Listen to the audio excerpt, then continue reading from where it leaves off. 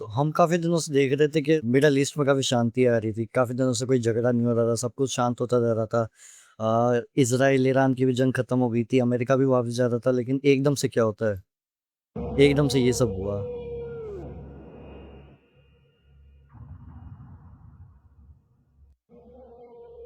America ने strike कर दी Iran पे, मतलब बहुत कुछ हुआ है मिडल ईस्ट में। अमेरिका ने स्ट्राइक कर दी, ईरान ने कई सारे टैंकर, 3 टैंकर को उड़ा दिया। ऐसी कई सारी चीज़ें हुई है, तो देखते कि हुआ क्या है। ये अमेरिका के जो हेलीकॉप्टर से ये जा रहे हैं ईरान की तरफ अभी हाल ही में। तो हुआ क्या है? तो बात तो कैसे स्टार्ट हुई थी? बात हुई थी कि 28 फरवरी 2026 को जब पहले फाइट हुई थी, ऑपरेशन एपिक फ्यूरी स्टार्ट किया था यूएसए और इजराइल ने मिलके। जिसमें क्या किया था, 900 के आसपास ईरान पर स्ट्राइक की थी शुरुआत के 12 घंटों में। उससे क्या हुआ था, ईरान की मतलब ईरान की न्यूक्लियर फैसिलिटी को टारगेट किया था, एयर डिफेंस सिस्टम को टारगेट किया था और सीनियर लीडरशिप के ऊपर हमला किया था। उसमें क्या हुआ था कि इनके जो सुप्रीम लीडर थे खामेनी साहब, वो मारे गए थे। और कई सारे सीनियर लीडर भी मारे गए थे जब पहली बार हमला हुआ था। उसमें उसमें जब ये लीडर मारे गए तो इनके जो लीडर बने वो मेहताब खामेनी बने थे। और अ, उन्होंने अमेरिका के खिलाफ कई सारे हमले किए और स्ट्रेट ऑफ हॉर्मुज को बंद कर दिया। ये स्टार्टिंग हुई थी यहाँ से जो लड़ाई की। फिर क्या हुआ कि इनके बीच में जब कई टाइम काफी सारी जंग हुई, काफी दिनों तक ये जंग चलती रही, तो इनके बीच में पाकिस्तान आता है। पाकिस्तान क्या कहता है कि नेगोशिएट करता है, इन दोनों के बीच में मीडिएटर बनता है। मतलब इनके समझौता करवाता है इन दोनों के बीच में। फिर अमेरिका, ईरान और इजराइल, इन दोनों के बीच में बातचीत होती है इस्लामाबाद में, जिसमें अमेरिकन और ईरानियन के ऑफिशियल्स बैठे हुए थे। और फिर 17 जून 2026 को डोनाल्ड ट्रंप और ईरानियन प्रेसिडेंट, दोनों कंट्री के प्रेसिडेंट एक एमओयू साइन करते हैं। एमओयू क्या? इस्लामाबाद मेमोरेंडम ऑफ अंडरस्टैंडिंग, मतलब ये पाकिस्तान में समझौता करते हैं। तो इस समझौते के तहत क्या होता है कि इसमें समझौते में था कि 60 डेज, मतलब 2 महीने तक कोई फायर नहीं करेगा एक दूसरे पे। लड़ाई शांत हो जाएगी 2 महीने के लिए। और स्ट्रेट ऑफ हॉर्मुज को ओपन करना पड़ेगा ईरान को। और फिर तीसरी शर्त क्या थी कि ईरान और अमेरिका ईरान के न्यूक्लियर प्रोग्राम के ऊपर बातचीत करने को तैयार है। तो मतलब सब खत्म करो। और अमेरिका ने भी ईरान को इंटरनेशनल मार्केट में अपना तेल बेचने के लिए अलाउ कर दिया था, जो पहले अमेरिका ने सैंक्शन लगा दिए थे। तो सब कुछ ठीक होता जा रहा था इनके, इसकी वजह से सब कुछ ठीक होने नहीं लगा था। लेकिन फिर 15 दिनों बाद वापस लेकिन फिर बात आती है कि ये बात तो हो गई, लेकिन ये बात नहीं हुई कि स्ट्रेट ऑफ हॉर्मुज को कंट्रोल कौन करेगा। मतलब ईरान को लगने लगा कि ईरान को लग रहा था कि एग्रीमेंट में ये बात भी है कि स्ट्रेट ऑफ हॉर्मुज को ईरान ही कंट्रोल करेगा, लेकिन ऐसी कोई बातचीत नहीं हुई थी। स्ट्रेट ऑफ हॉर्मुज को कंट्रोल करने की कोई बात नहीं हुई थी। तो ईरान ने क्या किया कि ईरान ने एक अथॉरिटी बनाई, पर्शियन गल्फ स्ट्रेट अथॉरिटी करके। तो ये क्या कर रहे थे, इन्होंने कहा कि आप जो रूट इस्तेमाल करते हो, आप अभी नॉर्मल रूट ये होता है, नॉर्मल रूट होता है यहाँ से लेके, ये नॉर्मल रूट होता है। फिर ईरान ने कहा कि हम एक स्पेशल हमारे रूट के थ्रू जाओ, जो स्ट्रेट ऑफ हॉर्मुज तो है उसके हमारे रूट के थ्रू जाओ। जो इन्होंने ये नया रूट ये बनाया कि ईरान की टेरिटरी में होके जाओ। टेरिटरी होती है समुद्र में 200 किलोमीटर तक एक कंट्री का दबदबा होता है, उसके बाद इंटरनेशनल वाटर आ जाता है। तो आप ईरान ने कहा कि हमारे समुद्र में होके जाओ। और इसके लिए ईरान ने कहा कि जो आप जाओगे इसके लिए हमें फीस भी दो। मतलब एक तो हमारे कंट्रोल होने वाले रास्ते से जाओ, फिर इसके लिए हमें टैक्स दो, पैसे दो जो आपके जहाज निकलेंगे। तो यूएसए और गल्फ कंट्रीज ने इसको रिजेक्ट कर दिया। उन्होंने कहा कि आप एक तरह से वो चला रैकेट चला रहे हो, मतलब हफ्ता वसूली जैसे गुंडे लोग करते हैं वैसे कर रहे हो आप। मतलब हमसे एक तो इंटरनेशनल वाटर्स के रास्ता बंद करके आप अपने रास्ते से निकाल रहे हो, फिर हमसे इसकी फीस ले रहे हो। तो ये एक तरीके का रैकेट है, मतलब हफ्ता वसूली है। आप गुंडा ही दिखा रहे हो यहाँ पे। तो इन्होंने सबने अपोज कर दिया। और फिर इसके बीच में आया कि ये एक तो इंटरनेशनल वाटर्स है, इंटरनेशनल वाटर्स में ऐसा नहीं कर सकते। फिर आया ओमान। ओमान ने क्या कहा कि ओमान ने कहा कि ये ओमान है, यहाँ पे ओमान है, ओमान का कंट्रोल एरिया है, यहाँ पे ईरान है। तो पहले तो नॉर्मल रूट ये था, यहाँ से शिप्स जाती रही, फिर ईरान ने बंद कर दिया। फिर एमओयू के तहत ईरान ने बाद में कहा कि हमारे इस वाले रूट से जाओ। फिर ओमान ने यहाँ पे आके कहा कि आप इस रूट से भी मत जाओ, इस रूट से भी मत जाओ, हम आपको रूट देते हैं, आप हमारे रूट से चले जाओ। क्योंकि ये जो ब्लू वाला हिस्सा है ये ओमान के कंट्रोल में, मतलब ओमान की टेरिटरी है। तो पहले ना तो ओमान की टेरिटरी से जाते थे और ना ही ईरान की टेरिटरी से जाते थे, पहले बीच में से जाते थे जो इंटरनेशनल वाटर था, ये हल्का सा पतला सा। तो फिर और ये जब दोनों बंद कर दिए ईरान ने, तो ओमान ने कहा कि हमारे यहाँ से चले जाओ, हमारे वाटर से, हमारे देश से बिल्कुल पास से निकल जाओ। जो भी शिप्स यहाँ से पास होंगी वो हमारे से जा सकती है और फ्री में, हम कोई पैसा नहीं लेंगे। तो अमेरिका ने इनको सपोर्ट किया, यूएस नेवी ने कहा कि हम आपको सपोर्ट करते हैं और यहाँ से जो भी जहाज निकलेंगे हम उनको प्रोटेक्ट करेंगे। अब ईरान को ये बात बुरी लग गई कि उनके एक तो पैसा गया, फिर उनका कंट्रोल भी जा रहा था इससे। तो ईरान ने कहा कि ये सीज फायर का वॉयलेशन है, हमने जो सीज फायर एमओयू किया था उसका वॉयलेशन है, जो सीज फायर हुआ था इसका वॉयलेशन है। फिर अब गुस्से में आके ईरान क्या करता है, ईरान अटैक कर देता है। 6-7 जुलाई को ईरान की फोर्स कॉमर्शियल टैंकर, जो नॉर्मल टैंकर वहाँ इस रूट से पास हो रहे थे, इस जगह से निकल रहे थे, उनका अटैक कर देता है। तो कुल 3 टैंकरों पर अटैक होता है।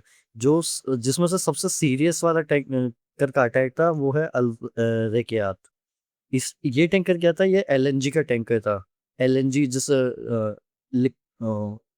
जो लिक्विफाइड गैस होती है उसका टैंकर था, जो कि था कतर का, मतलब कतर का टैंकर था। और ये आ रहा था इंडिया की तरफ, मतलब स्ट्रेट ऑफ हॉर्मुज से निकल के इधर इंडिया की तरफ आ रहा था। अब इसमें क्या हुआ कि ओमान ने जो ओमान क्या, ईरान ने ड्रोन से अटैक किया, जो इसको लगा और इस आग पकड़ ली। तो फिर ओमान को इनके क्रू को निकालना पड़ा यहाँ से, जो यूएस नेवी थी उन्होंने उसके क्रू को निकाला। फिर अब इसमें सोचने वाली बात ये है, ये बात वैसे सोचने वाली है, क्योंकि जो कतर था उसने पहले ईरान का साथ दिया था। कतर ने क्या किया था, पहले जब ईरान और अमेरिका के बीच में युद्ध चल रहा था, उस टाइम ओमान ही आया था ईरान और अमेरिका के बीच में युद्ध का समझौता करवाना है। तो कतर ईरान का भी दोस्त था, लेकिन ईरान ने डायरेक्ट इसके टैंकर पे हमला कर दिया। और ये मेन है। फिर जो दूसरे टैंकर थे, एक तो वेदांत था और एक सिपरस था, ये दो टैंकर और थे जिन पे इन्होंने अटैक किया। अब ये कह रहे हैं कि ईरान ने, मीडिया रिपोर्ट है कि ईरान ने ये जो यहाँ पे था, अब यहाँ पे माइंस बिछा दिए, इस जगह पे माइंस भी बिछा दिए, तो ये रास्ता एकदम ब्लॉक कर दिया।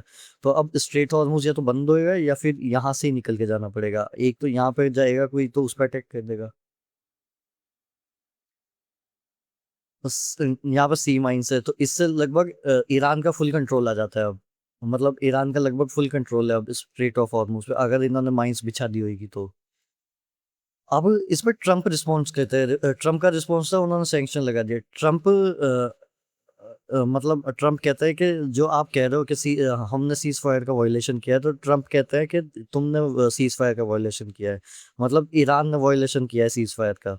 इससे 7 जुलाई को यूएस ने जो परमिशन दी थी इंटरनेशनल मार्केट में सेल करने की ईरान को, उस पे वापस उस परमिशन को हटा देते, मतलब ईरान पे वापस सैंक्शन लग गए, वो इंटरनेशनल मार्केट में अपना ऑयल नहीं बेच सकता।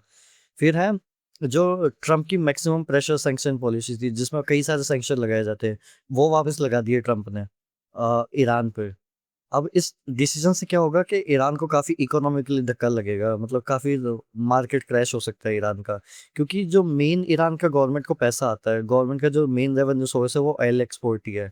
अब उसी को अमेरिका ने बंद कर दिया, तो इससे ईरान की गवर्नमेंट को काफी फर्क पड़ेगा।